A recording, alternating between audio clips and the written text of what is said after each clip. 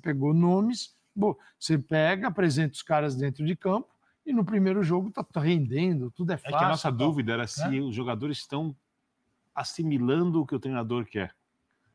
Vocês estão conseguindo um lado e do outro, transformar... né? Dos dois lados, então, né? No caso eu só acho o seguinte, eu acho que a ideia do Carille, principalmente quando ele fala sobre ter posse de bola, aumentar a posse de bola do Vasco, que é uma coisa necessária para o time não ficar dependendo o tempo inteiro do Pitão cruzando bola para o Verratti, e ainda mais, como disse o Pedro, uma equipe que, se atacada, tende a ser vulnerável, se ficar muito recuada, não vai ser consistente como os bons times do Carille quando marcavam com força, é necessário.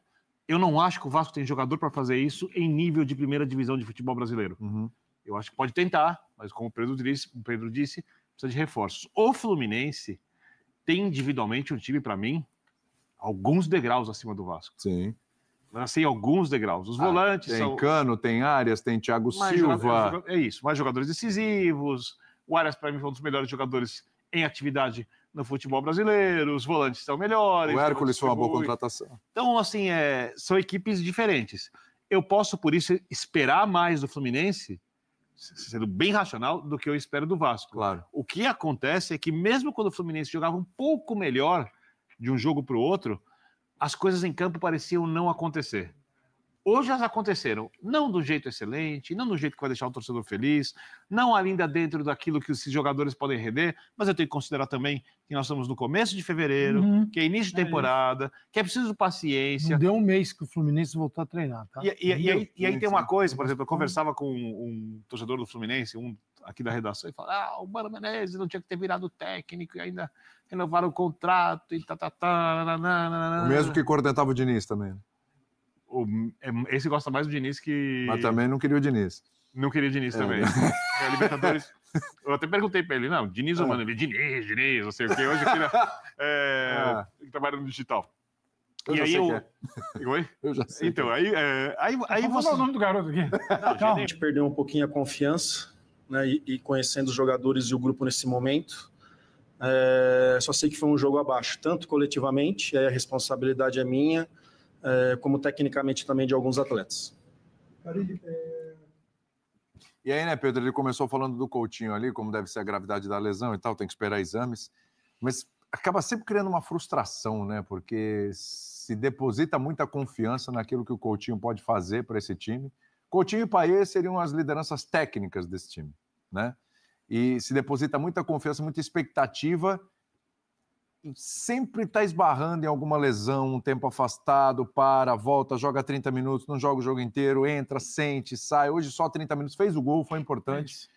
Mas, e justamente por ter feito o gol, sai aos 30, cria mais uma frustração ali para o torcedor do Vasco. É o retrato da frustração da temporada até aqui. É muito louco, né? 5 de fevereiro a temporada até aqui, mas é isso. É o retrato da frustração, porque o Coutinho teve situações no ano passado, não estava chegando, primeira temporada, agora ele vai ter... Mas é isso, agora ele vai ter uma época para se preparar. Pré-temporada. Não tem pré-temporada, grande balela. Se o jogador quiser, ele se cuida em dezembro, para ele fazer uma individual abrindo mão de férias.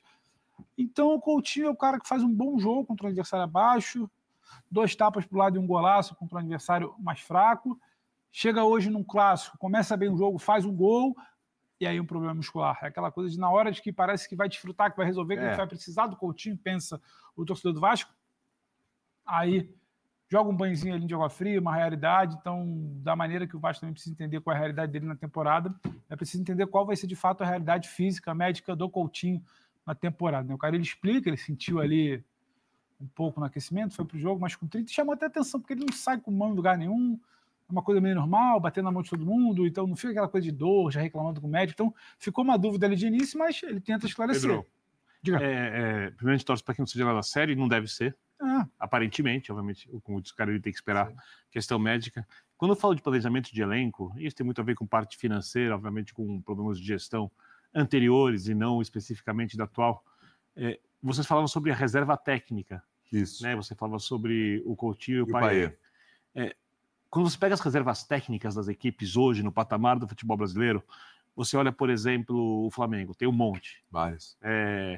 Você olha, por exemplo, o Botafogo, você olha o Savarino, o Igor Jesus, tem volantes muito fortes. Né? O Arthur chegou agora, mas assim, vamos esperar um pouquinho mais, é um bom jogador. Aí você vai para o Corinthians, você vê o Garro, né? Você vê o Memphis, você vai para o Palmeiras, você vê ali alguns jogadores jovens, o Estevão. Você vai para o São Paulo, você vê alguns jogadores um pouco mais veteranos, mas todos muito inteiros, né? O Lucas não tem histórico de lesão, o Oscar não tem histórico de lesão. Os do Vasco são veteranos com histórico de lesão.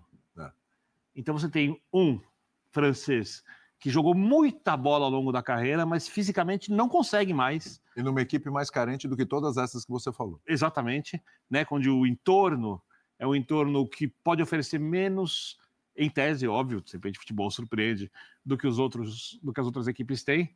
E o Coutinho, que também jogou muita bola, que em campo parece que fisicamente consegue desempenhar bem, mais do que... Te lembra o melhor Coutinho?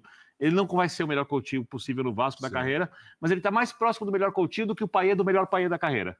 O Payet parece que não consegue ter a intensidade, cumprir as funções necessárias.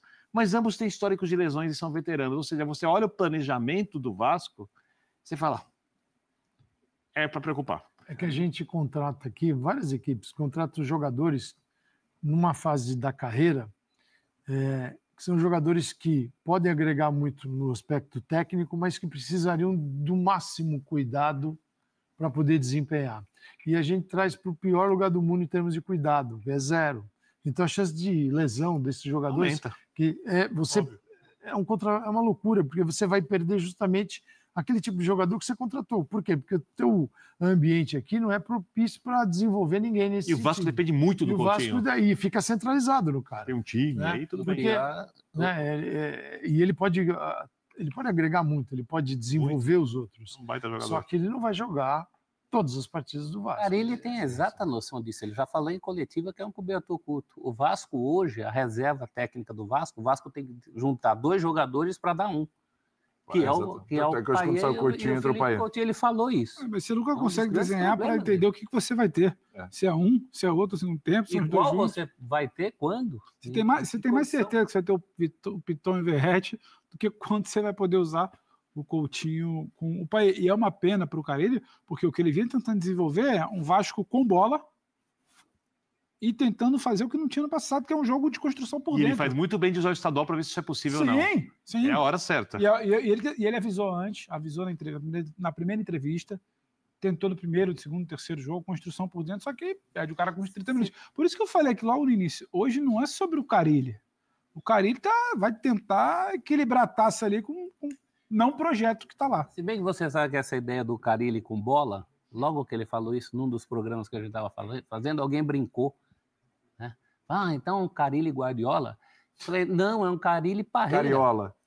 É um Carille Parreira, porque o Parreira tem essa filosofia de que enquanto a bola está com você, você não corre riscos. Então, mais do que um Vasco show, uma questão de espetáculo, é também uma maneira de se defender. De se proteger. E os grandes técnicos, eles não são atletas. Hoje, eles trabalham com a cabeça, com métodos de treino. Eles podem agregar coisas novas às suas ideias, os métodos de treino podem se desenvolver a carreira inteira, se assim quiserem. O Carille pode ser um desses. Vamos rodar os gols. O volante titular, não é quem está por ali pegar para colocar, porque é o que tem hoje. Falta um volante de qualidade.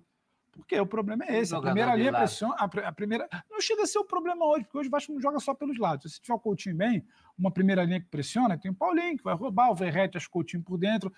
Mas depois, quando você tem que recuar, falta a perna e a bola cruza a primeira linha de pressão, o meio-campo muito mal, espaçado, não sabendo em quem encaixa, aí vai estourar na defesa. A sua linha de defesa ela não é confiável. Então problema atrás de problema, uma hora a bola vai chegar na área. E o Fluminense que começa a rondar, achou 2 gols ali. O Vasco tomou 2 gols em lances que a bola era dele, né? Sim. E aí você conseguiu acompanhar nesse momento as palavras dos comentaristas da ESPN falando sobre esse clássico Vasco da Gama 1, Fluminense 2, que aconteceu no estádio Mané Garrincha, em Brasília. O Fluminense conseguiu ser melhor do que o Vasco, não só por conta do resultado, mas também porque o time em campo se postou melhor, teve mais oportunidades. O Vasco quase não alçou bola para o Verratti teve pouquíssimas oportunidades. Um dia que tecnicamente o Vasco estava muito abaixo, parecia ali no início do jogo que ia dar certo, mas acabou que não conseguiu render o que a torcida esperava, e o Vasco, no seu segundo teste, um pouquinho mais forte ali no Campeonato Carioca, o Vasco empatou com a equipe do Volta Redonda, que joga a segunda divisão do Campeonato Brasileiro, além, é claro, também de ter perdido o primeiro clássico da temporada para a equipe do Fluminense. O Vasco agora vai enfrentar a equipe do Sampaio Corrêa e logo em sequência tem mais clássicos, né? Tem Flamengo, também tem o Botafogo e a situação do Vasco ali na tabela de classificação pode ficar um pouquinho mais complicada. Eu peço a você que deixe o like, é muito importante para o nosso canal. Acione o sininho de notificação para não perder nenhum conteúdo. Nossa meta, olha, é alcançar 50 mil, eu conto muito com a sua ajuda e também com a sua moral. Vou ficando por aqui, valeu, tamo junto e é nóis! Fui!